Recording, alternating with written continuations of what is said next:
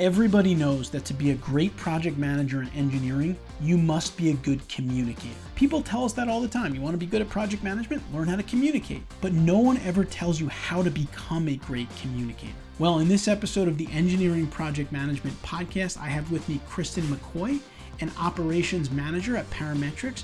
And Kristen is going to tell you how to become a better communicator in the context of project management. She's going to give you a strategy that you often don't hear talked about related to communication, but it works. And it works with your clients, it works with your team members, and also other project stakeholders. Let's jump in with Kristen.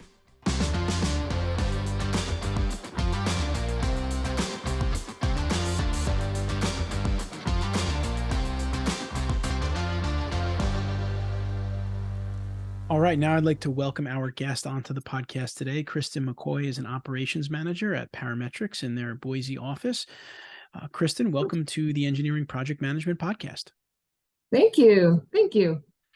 So happy to get the chance to talk with you. I know Kristen and I have connected a little bit in the work that we've done with Parametrix in developing their specific project management development program, which we've been running. And Kristen, why don't you start us off by telling us a little bit about yourself, kind of your role as an operations manager at Parametrix? Sure. Yeah, thanks. So I have been an operations manager for the Boise office for several months now. And really, I like to say it's just kind of a way to connect the dots. So, you know, my primary role is to make sure that we're getting the right people in the right spots so that we can efficiently deliver our projects and meet our clients' needs and exceed our clients' needs.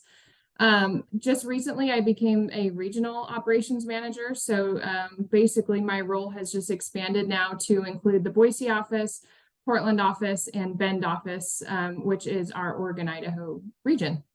Wow. Okay. So you're growing there. That's great. Yes. It's good to hear. So let's get kind of right into our topic today. We're going to talk a little bit about virtual meetings. So what are some of the tips that you can share with listeners for conducting valuable virtual meetings?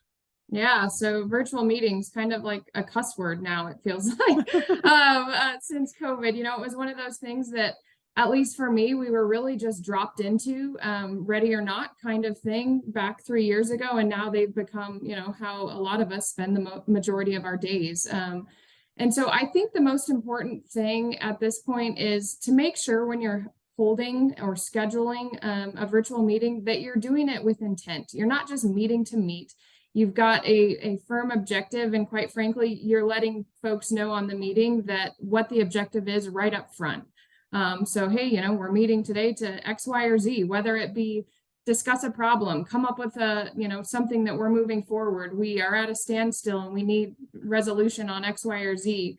Really just setting it out there. Or, you know, we're just meeting to check in and see how things are going. But at least then people are knowing exactly what to expect when they join the meeting and when they participate on the meeting. But ultimately, don't just meet to meet. Everyone has Zoom fatigue. We're sitting here all day and we're all busy. And so it's like, let's have a meeting that actually we walk away from it and we met the objective that we came to do from the beginning.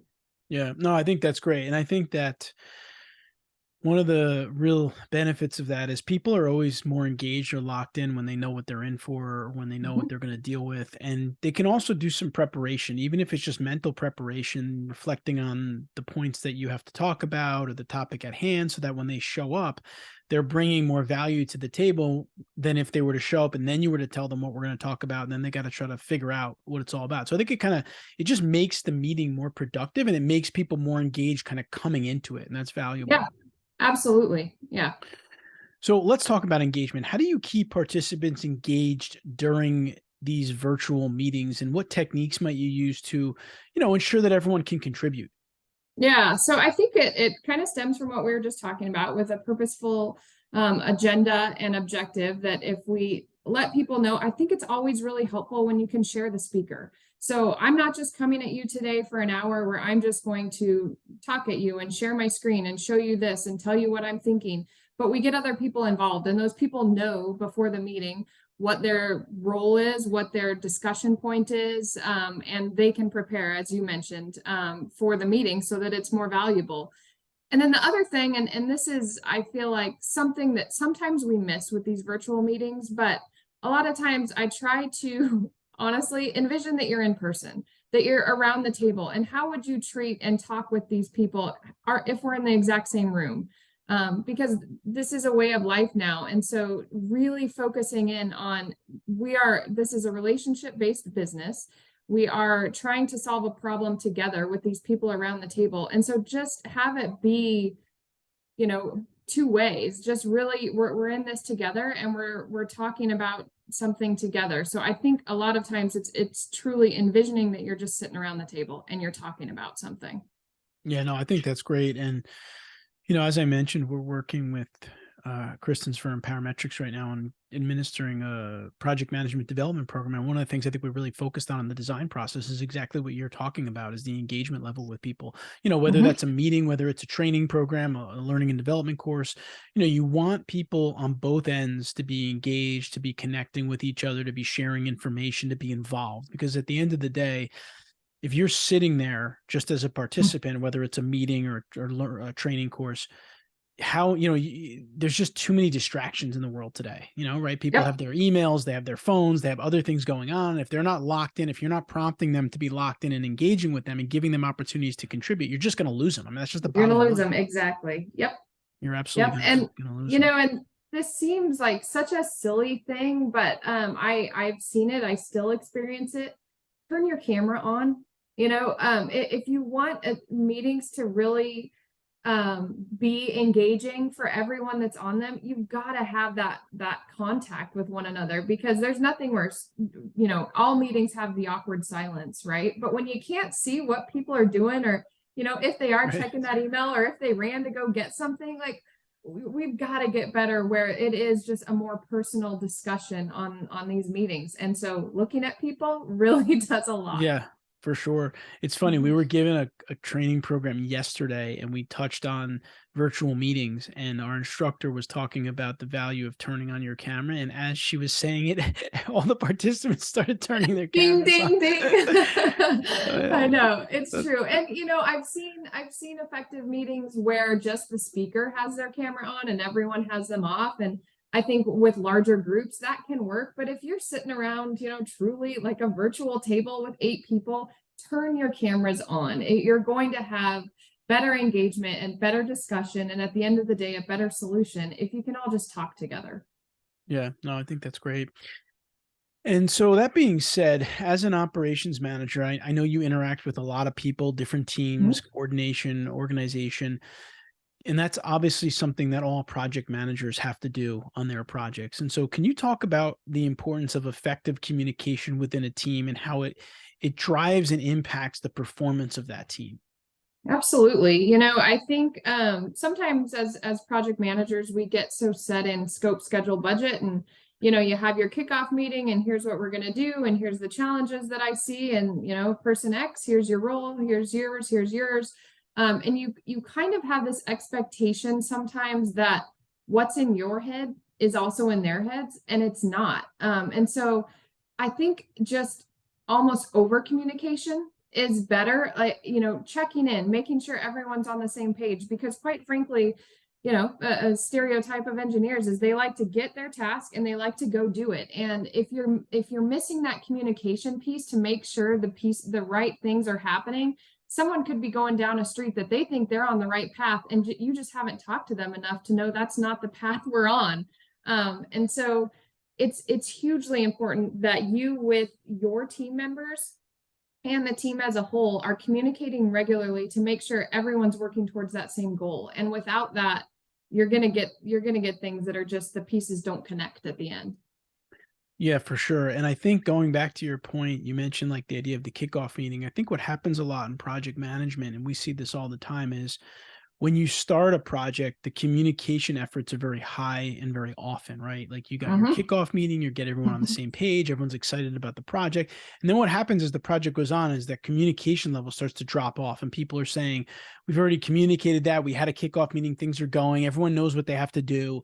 And then they slow down the communication. And quite frankly, that's where I think things go wrong, because then you're not communicating about scope, and your team might start working on things outside of scope, and scope creep can happen and different things can happen. Your client may not be happy because you haven't touched base with them so often. So So I think that communication is important, and where I've seen it fail in project management is people tend to do it up front and then think that they don't have to do it anymore. And it really has to be more of a consistent flow of communication from start to finish on every project. And I think that's something that you can think about as a project manager. And I guess what that would lead me to, Kristen, is I know people are always saying that communication is so important in project management. And I think we get that, but in terms of like how you can actually communicate, what are some of the best practices that you've found for, ensuring that open and transparent communication within a team, especially if it is virtual or remote? Yeah, and my answers to that question is probably going to sound a little silly and a little bit squishy, but it's building a relationship. And I think one of the biggest things you can do with your internal team, with your client teams, is understand that this is a relationship business, and they didn't hire us to go from A to Z and just it's written in the scope and you go do it. They've hired us to solve a problem and be problem solvers, and that is not linear. And so you've got to be able to be transparent, quite frankly, be honest and be vulnerable, both with your teams and with your client. Be willing to admit, I don't know, and be willing to say, that's a really good question. I'm gonna have to think about that, rather than feel like you have to know the answer. They're paying me to know the answer. It's okay. And it builds this trust with your client, with your project teams. Because you're the project manager does not mean you have all the answers, right? And so if you're allowing that vulnerability with your team, you're going to get team members who are like, hey, I was thinking about that, because they realize it's a hard problem to solve and maybe come up with a solution that, oh, great idea. It just fosters this relationship between your teams that otherwise isn't there. If you feel like I've got to say X, Y, Z, I've got to look like I have all the solutions, they hired me to do this. You've just got to create this true relationship, relationship with anybody else in the world. You're not ever just saying all the right things to say the right things. You're being honest. And so I think honesty, transparency, vulnerability, even sometimes when you don't think you should because it's your client, is exactly what you should be, because it's your client, and you're going to get the best result from that. No, that's great. No, I like that a lot, because you often don't hear people maybe mention the idea of relationship building in terms of communication, but I think it's important because really you're developing kind of a cadence with your team, with your client, like you get to work with them so much that they kind of know how you communicate, and that helps you really to be able to, I mean, I know that there are people at EMI here that I've been working with so long that sometimes you don't even have to ask for something. It's kind of already done on a project. And it's, I think, because of what you said, communication is easier when people know each other well and they anticipate things and they can work together. And that's important. I mean, obviously that's maybe a little bit easier, not necessarily easier with your team internally, because now a lot of us are virtual still, but especially even with clients, like you got to make an effort to communicate with them enough and get to know them well enough so that you can also establish that rhythm with them. So that's great. So let's talk about that. Like, any recommendations for establishing good communication with your clients and building those relationships? Yeah. And I think, one of the first things I always try to figure out with my clients, is what's the communication style that works for them, because everyone is different. I've got some clients that really, where you can tell that they feel the most valued is when you actually go physically sit by them and you're having this conversation live in person at a coffee shop, at their desk. It does not matter, but you are live and in person. Yes, they'll do virtual meetings and they'll do things like that, but where they get the most value is face-to-face time with you. And then I have clients that love to just text message things, and so you're, randomly, and it doesn't matter what time of the day, you're text exchanging. I've got clients that I do have on my frequent chat list, and some that respond really well to emails. And so it's finding the way their communication style is their preferred communication style so that you can meet that. And I think the thing that we have to realize is it might not be our preferred communication style, but it's theirs and it's where they see the most value. And so we've got to adapt to that. That's our job, to adapt to what makes them feel respected, valued, to build that relationship. Yeah, no, I love that. And something that I like to do with all of our clients is I like to just keep track of when the last time I engage with them is, like if it's like becoming a couple of weeks, I may want to just give them a quick reach out, quick email. How are things? Can we help you out? How are things going? And I think Yep. that just that allows you to build the relationship, because it's like constantly being communicating and being available to them if they need something from you. Right. And I think, one of the important things, and this obviously goes hand in hand with just building that relationship with our clients, is look beyond the project. They're a person. They are a part of a team that has a lot on their plate. They're trying to solve all these problems. And it's not just about the very specific effort that we are working with them on. Like, try to understand what challenges they're having, understand what they go through, and be able to relate to things that are beyond the project, because that's how you will build a relationship that's trusted both ways, is when you can actually get to know them as a person beyond task X that they've hired us to do. Absolutely. So let's just go a little bit deeper. I'm sure obviously your clients have different communication styles, Mhm. different work styles. How might you tailor your communication to different clients based on their styles? And maybe offer some strategies around, thinking about the needs and expectations of different clients and how you would address that. Yeah, and I think that really it really depends on the client and how much you've worked with them. When it's a new client, quite frankly, it's a question that I ask right up front when I'm working with them. It's like, hey, this is our first project together. I'm really excited to work with you, but I want to know what's the easiest way to get a hold of you? Do you like that we schedule monthly meetings that are on the calendar and I can tell you six months from now exactly when we'll be talking? Do you like me to, send weekly summary emails? Do you like me to just call you randomly? Do we want to meet at coffee? Try to get that set up early, because it usually comes across pretty quick, from them, of like, no, just an email, or like, hey, I'd love to go to lunch with you sometime, or something will come out that really starts to indicate what their preference is. And then, the other thing that I think a lot of times we always wait till the project is over to ask how it went. But the biggest thing we can do is ask during the project how it's going. Am I talking to you enough? Do you feel like you're up to date on the project? How connected do you feel to me and our team? Am I available enough? Ask the question. And that always seems awkward when you don't have the good relationship. So, that's why this building it from day one and investing in them and their communication style is so important, because then asking that question isn't awkward. Because then you're like, hey, do you feel like what you should know on this project? Or, are we meeting enough? You can ask the question without it feeling like, am I in trouble? Am I going to say the wrong thing? No, it's just a question, just making sure, checking in that things are going as they expected. Yeah, that's great. No, I think those little check-ins are so important. They can give you great information, like maybe you're doing Yep. a better job than you thought, maybe you're not doing as good a job as you thought, and you need to make adjustments, and it's nice to hear. And I think also it's just respectful, and the clients like to be given the opportunity to give feedback. I think it's probably Mhm. something that they don't get the opportunity with all of their vendors or service providers, and so it's nice to be able to do that.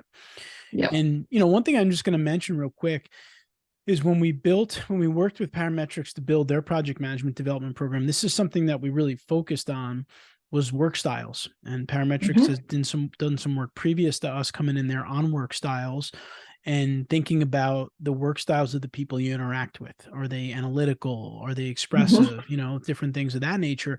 And that's really critical in project management as well, because you're dealing with people. Like, you could talk about scope, schedule, budget all you want, but you're not going to be able to Yep. manage those things unless you can interact with people effectively. So really thinking about someone's personality, the way they work, how they show up. You have to, because you might have a client and you're dealing with two different contexts at the client, but they're two different people completely. Yeah, So you need to absolutely. communicate to them in different ways. One may want to see a lot more data. One may want to just see the big picture. And the more you're able to know that, it can Mhm. help you in project management and also just in your team, leading your team. The Mhm. same goes for your team members. So that's an important thing to think about.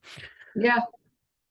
All right. So, Kristen, any last pieces of advice that you might give someone that's looking to improve their communication skills in the workplace, or any resources you might recommend to help them?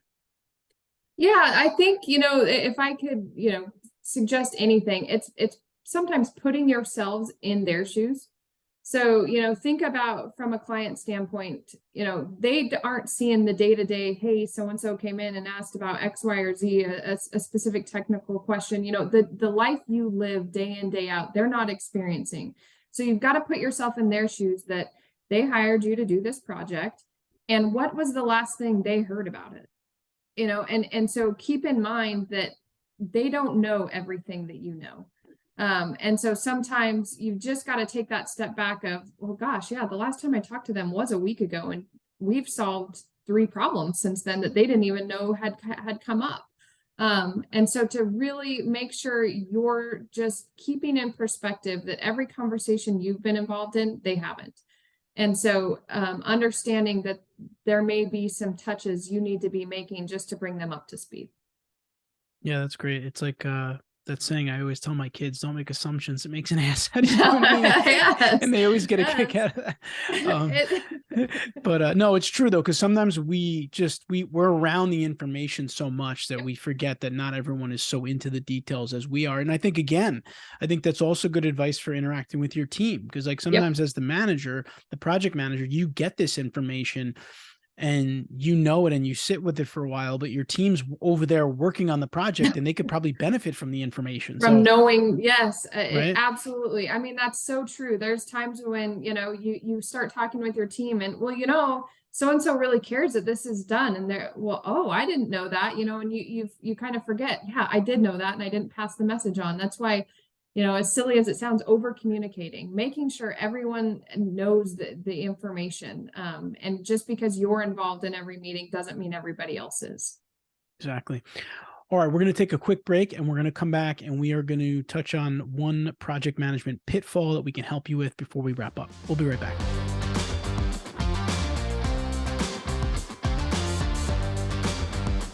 All right, we are back with Kristen McCoy. Kristen is an operations manager at Parametrix, and we talked a lot about virtual meetings, communication remotely and in project management.